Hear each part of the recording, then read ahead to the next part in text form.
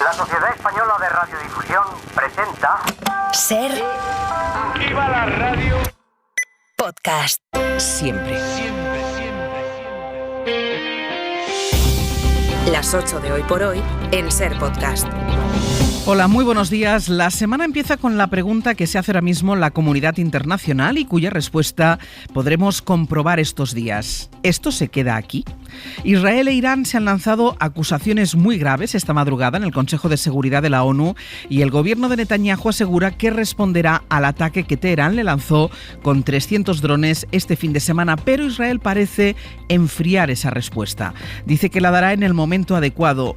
Y más que Israel, la enfriaron los Estados Unidos, que intentan que el conflicto no vaya más y piden contención. El secretario general de la ONU ha avisado: It's vital to avoid any action that could lead to major military confrontations on multiple fronts in the Middle East. De que esta situación lleva a Oriente Medio al borde del abismo, de manera que la pregunta más relevante en este momento es si se va a poder frenar a tiempo la escalada, aunque aquí hay otras preguntas que hacerse, entre otras, si el rechazo a Irán no lo va a aprovechar Netanyahu para reforzarse y recrudecer la ofensiva contra Gaza, que ya ha dejado miles de muertos. Sastre, buenos días. Buenos días. Barcelona anoche no ha dejado grandes novedades sobre el terreno, esa es la verdad. La población de Israel va volviendo este lunes a esta misma hora a la normalidad, reabren los colegios, el gobierno ha levantado la prohibición a las concentraciones multitudinarias. Lo más reciente es, como decías, lo que sucedió anoche en ese Consejo de Seguridad de las Naciones Unidas, donde el embajador israelí comparó así a los ayatolás con los nazis y dijo que la brutalidad del ataque no cambia por el hecho de que las defensas de Israel lograsen evitar el impacto de la mayoría de los 300 drones. Por su parte, el embajador de Irán ha hablado de respuesta proporcional porque fue Israel la que empezó bombardeando el consulado de Irán en Damasco. Es evidente que vamos a escuchar declaraciones encendidas, pero lo importante aquí es lo que pase sobre el terreno. Pablo Morán, buenos días. Hola Ángels, muy buenos días. Y por eso es importante que Estados Unidos esté en plena gira para evitar que esta escalada vaya a más. Washington le ha dicho a Netanyahu que no participará en un eventual ataque contra Irán. Lo estamos destacando, la palabra más repetida desde hace horas es la de contención. Contención que se pide ahora a Israel porque ciertamente la venganza de Irán ha sido contenida. Ha sido un ataque masivo y sin precedentes, sí, pero anunciado con mucha antelación y hasta comunicado con más o menos detalle a terceros que a su vez tienen línea directa con Washington. Lo que buscaba Teherán el sábado después del ataque de su consulado era esto que destacaba Ignacio Álvarez Osorio, catedrático de la Complutense, en declaraciones a la SER. Ya había dicho que no podía permanecer de brazos cruzados, que busca de alguna manera es restablecer, ¿no?, esa capacidad disuasoria que estaba siendo cuestionada no solo por Israel, sino también está siendo cuestionada por los actores árabes de la región y por los principales aliados del eje de la resistencia, ¿no? Y parece que eso ya lo tiene, y el Estado de Israel, con Netanyahu a la cabeza, también gana. Ha sido esta vez el atacado y gana crédito interno e internacional en un momento en el que escaseaba y tiene carta para poder responder. La gran incógnita es cómo lo hará, si será con una contrarrespuesta directa a Irán, lo que todo el mundo trata de evitar ahora, o castigando a los aliados de Teherán, y en la lista está Hamás y la Franja de Gaza, donde solo les queda Rafah. Pablo, gracias. Hasta ahora. Vamos a Israel para saber cómo amanece el país ahora mismo, mientras su gobierno decide qué respuesta dar y cuándo darla. Desde Jerusalén, María Rodríguez Abalde, buenos días. El Comando del Frente Interior, y tras evaluar la situación, vuelve a permitir las actividades educativas en todo el país, aunque sí es cierto que se avecina una festividad importante judía y muchos escolares están de vacaciones. Pero Israel no está dispuesto a hacer ni oídos sordos ni a mirar para otro lado, y la respuesta se está evaluando y sigue adelante. Según funcionarios israelíes, todo el gabinete está de acuerdo, pero hay diferencias con el cómo y el cuándo. Mientras tanto, surgen más datos sobre la operación del sábado. Fueron más de 350 drones y misiles con más de 60 toneladas de explosivos. Son las últimas cifras aportadas por el portavoz del ejército, que señala que Irán tenía la intención de causar un daño tremendo. El presidente ha ido más allá y considera que este ataque desde 4 puntos de Medio Oriente es una declaración de guerra, lo que no ayuda a calmar la tensión ya esparcida ahora por toda la región. Vamos a detenernos en eso, en cómo fue ese ataque del que Irán había avisado con antelación, porque ese ataque nos lleva a otra forma de enfrentamiento que se parece de alguna manera, Bayo, a la forma en la que Rusia está bombardeando también Ucrania con una lluvia de drones. Sí, con esos drones Shahid de fabricación iraní, capaces de recorrer hasta 2.000 kilómetros de distancia con una carga explosiva de 50 kilos. Es un arma mucho más barata que los costosos misiles de crucero y los misiles balísticos, aunque también menos rápida y precisa. De hecho, ninguno de los 170 drones lanzados por Irán contra Israel alcanzaron su objetivo, en parte gracias a la defensa conjunta ofrecida por los cazas de Jordania, Estados Unidos y el Reino Unido.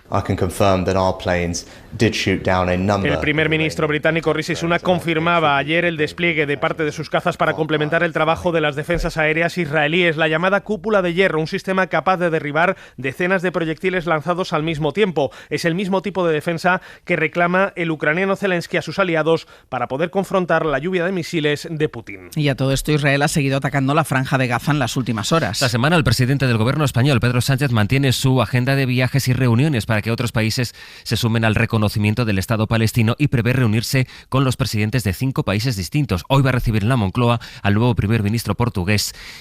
Y ayer Alberto Núñez Feijóo dijo que España condenó los ataques de Irán arrastrando los pies. Y España debería de haber condenado de forma firme y de forma determinante cuando empezaron los ataques y no ser el último país de la Unión Europea en condenar esos ataques. A estas declaraciones que hizo Feijóo en la campaña vasca contestó anoche en Hora 25 el ministro de Exteriores Álvarez. Es falso.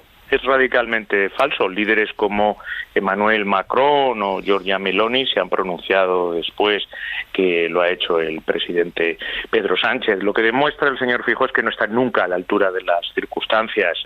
La tensión en Oriente Medio y sus repercusiones centran la información de este lunes, que trae en realidad muchas noticias. Empezando por las políticas, porque esta es la semana de las elecciones vascas y el barómetro de 40dB pronostica que Bildu las va a ganar por primera vez tanto en votos como en escaños. Antes les vamos a adelantar cómo el Ministerio de Vivienda prevé condicionar su presupuesto a que las comunidades declaren zonas tensionadas. Es decir, si una comunidad, como han dicho que van a hacer las del PP, se niega a hacer esa declaración para regular los precios de la vivienda, esa misma autonomía perderá la opción de acceder a una parte del presupuesto público del Ministerio. Nos va a explicar ahora Javier Ruiz cuál es el impacto que va a tener esa decisión, porque esta mañana vamos a seguir hablando de vivienda. Pero de momento la última hora nos lleva a Alicante, donde empezó ayer el primer gran incendio forestal de esta temporada que ha obligado a desalojar a 180 personas y que había afectado anoche más de 800 hectáreas. Radio Alicante, Elena Escudero, buenos días.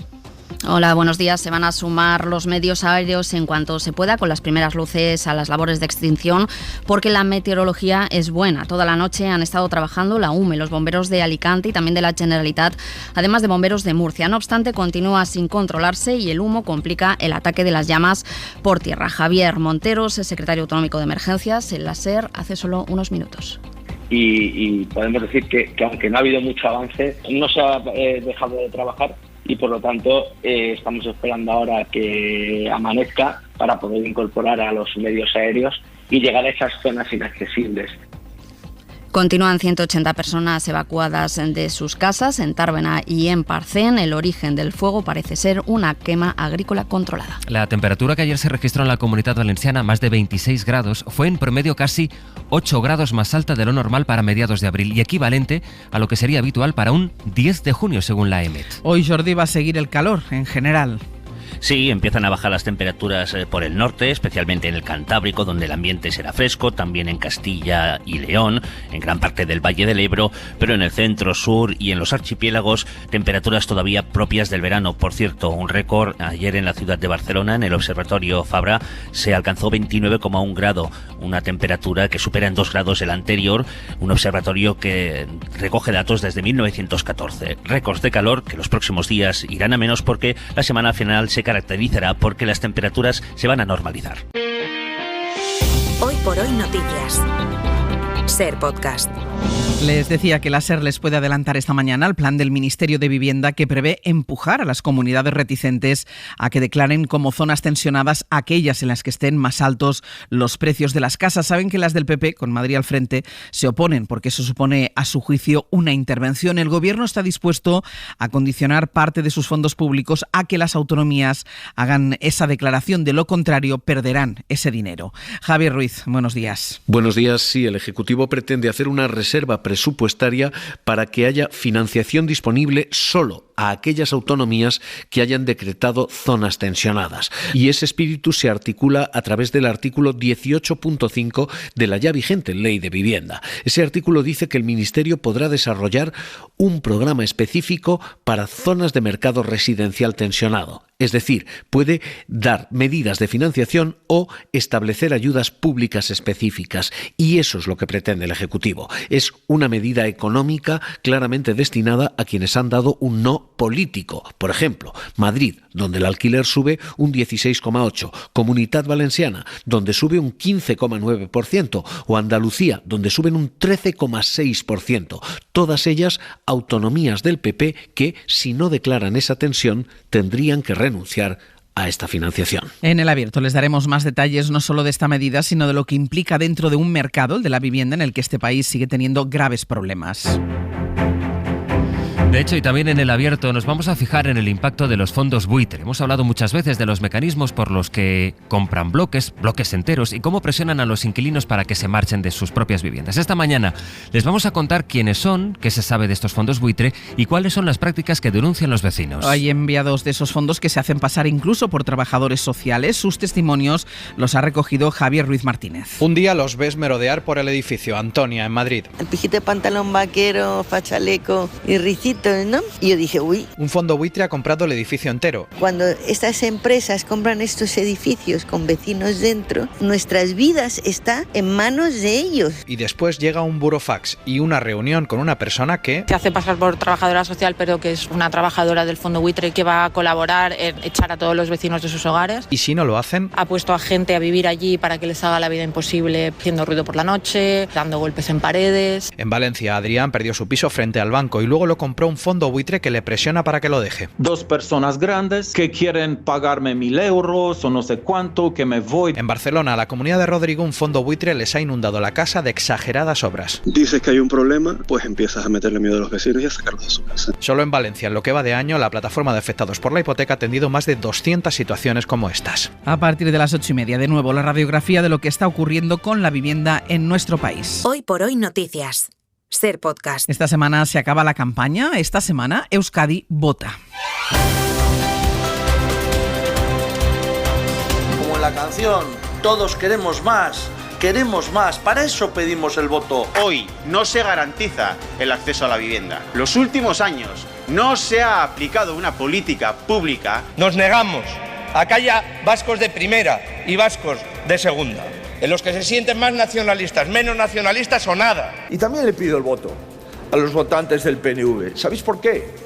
Porque a los vascos nunca les gustó ser un satélite del gobierno central. Hoy es el último día para publicar encuestas. El barómetro de hoy de 40dB para la cadena SER y El País advierte de que ahora mismo pasaría lo que no ha ocurrido nunca hasta ahora en Euskadi, que el PNV no fuera la primera fuerza. Bildu ganará en votos y en escaños, aunque con el apoyo del PSE como hasta ahora, el Partido Nacionalista Vasco podría retener el Ejecutivo. SER Vitoria, Eva Domaica. Por primera vez en unas elecciones vascas, un partido podría ganar al PNV en votos y en escaños.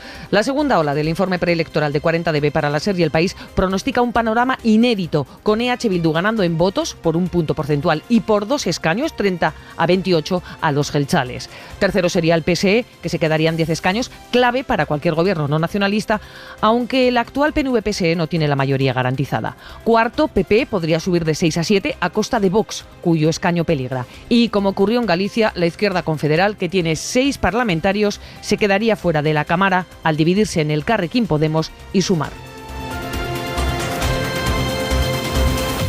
Y con una campaña de fondo que además va encadenada con la campaña catalana, es muy difícil que los dos grandes partidos lleguen a ningún acuerdo. Saben que en teoría PSOE y PP están negociando la renovación del Poder Judicial, que lleva más de 5 años en situación interina, y que Europa está mediando en esa negociación. Pero el comisario Reinders, que es el mediador, lo deja, renuncia porque quiere presidir el Consejo Europeo. Y eso complica más aún la negociación para resolver la anomalía española con su órgano de gobierno judicial. Guillermo Lerma, buenos días. ¿Qué tal? Buenos días. Reinders comunicó a las partes el pasado viernes que adelanta su salida como comisario de justicia y que por lo tanto abandona también el trabajo de mediación entre los dos partidos para la renovación del Poder Judicial.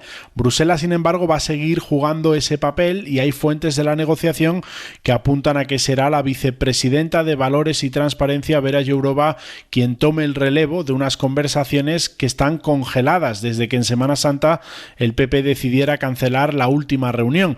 Entonces se alegaron motivos motivos de agenda, pero en Génova no han encontrado un hueco todavía para retomarlas. Los socialistas confían en que la presión de las asociaciones judiciales que piden sacar del bloqueo al organismo tengan efecto sobre los de Feijóo. En realidad, las expectativas son bajas. Hay fuentes que creen que hasta después de las elecciones europeas los populares no volverán a tener interlocución sobre este asunto. Y entre las imágenes más destacadas del día está la que se va a producir hoy en Estados Unidos y que destacan ya a esta hora sus principales medios.